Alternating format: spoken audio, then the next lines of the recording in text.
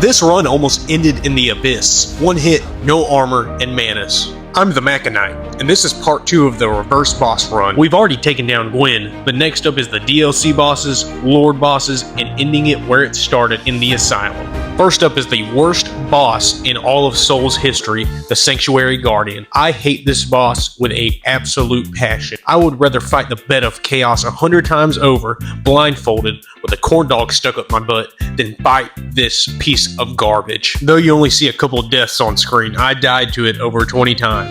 More than anything else in this entire run combined. Now, since the last video, I have leveled up and upgraded my weapons, as I wanted to make myself more powerful as the game got easier, I guess kind of in a humor sense. I thought it would be funny. After the Gwyn boss fight, I ran out of the arena like a dummy and accidentally triggered a New Game Plus, so that's what I'm playing on for part 2. Now, for my weapons, I'm using the Zwellhander. I have 2 of them, one I picked up in the original New Game and one I picked up in New Game Plus. I have already gone through the process of getting the Lord Vessel, fighting Ornstein and Smo, 4 Kings, all that, done all the requirements to get to the DLC.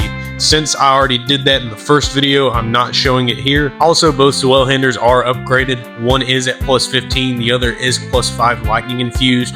Like a dummy, I'm trying to fight a lightning resistant boss with a lightning weapon. It's not working, so I made the switch to the regular one. And it goes a lot better on, I think, this one. I try to get the tail cut here. I don't know what happened.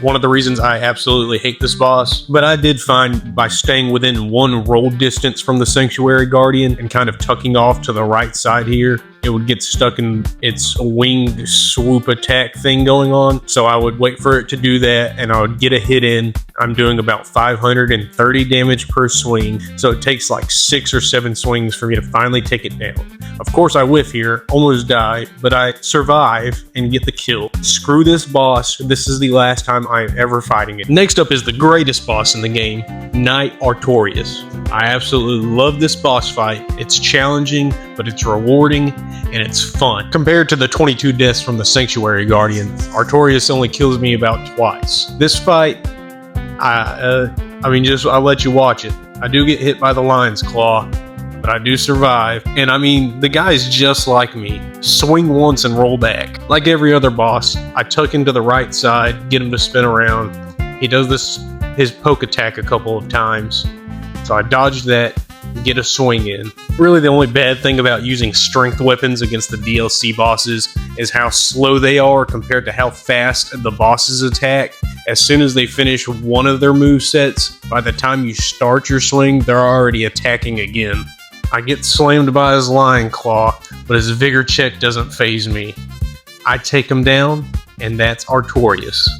Get your health up, bro. Next up is the father of the abyss himself, Manus. I die once to Manus, but I do the same thing with every other boss I've done. Tuck into the side and circle around. Since I'm close the entire fight, he doesn't do any of his AoE attacks until right when I kill him, and this is where I die. DLC done?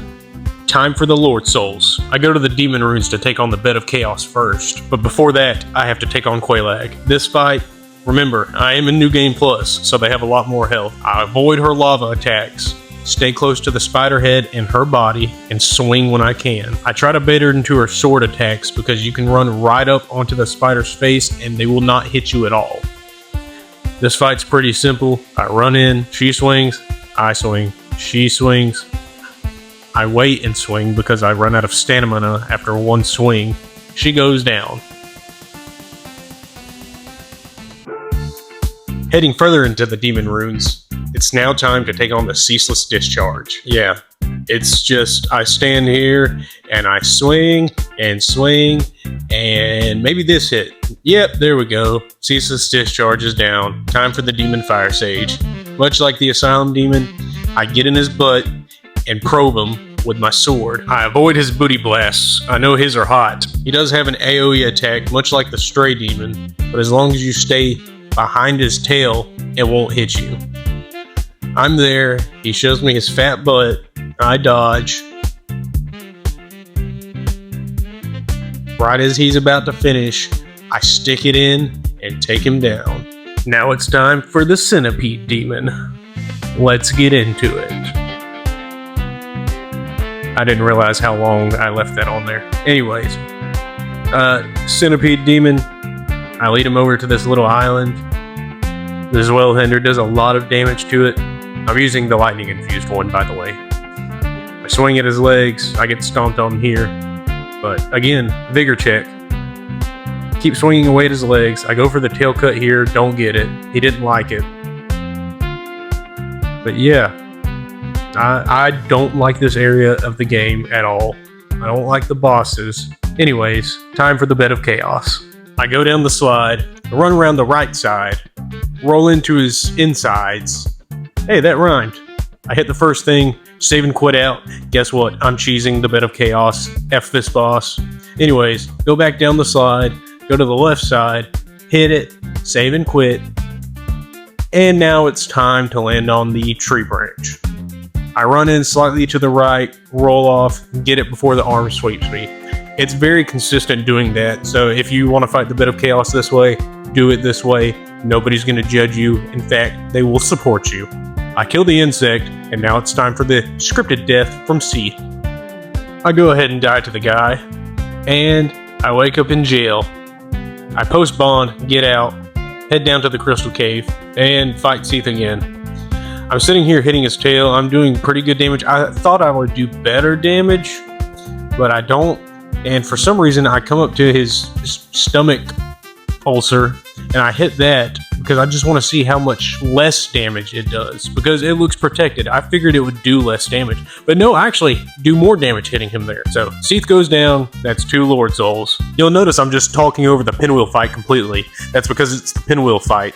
I'm still talking about Seth, and I've already killed another boss. Next is Gravelord Nito. This boss, people have a lot of trouble with him. I don't. This is one of my favorite bosses to fight in the base game. My key, what I do is I run in close, hit him. If I have this Wellhander, it has enough reach and its sweeping attack will take out the skeletons that are kind of near him.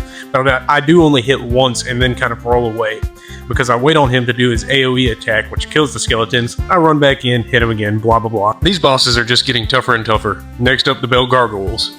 I mean, look at that damage. That's what I love to see. First one goes down in like 3 hits. The second one goes down in 2 hits. Next up is the Taurus Demon. I plunge attack it.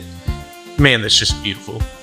Not 1 hit, but it does take 3 hits. Easy is easy something. Now it's the moment you've all been waiting for. The 1v1 against the one who stood up longer than the rest. The Asylum Demon. And he's already dead. And we're actually going to have one more boss because of the giant hole in the middle here.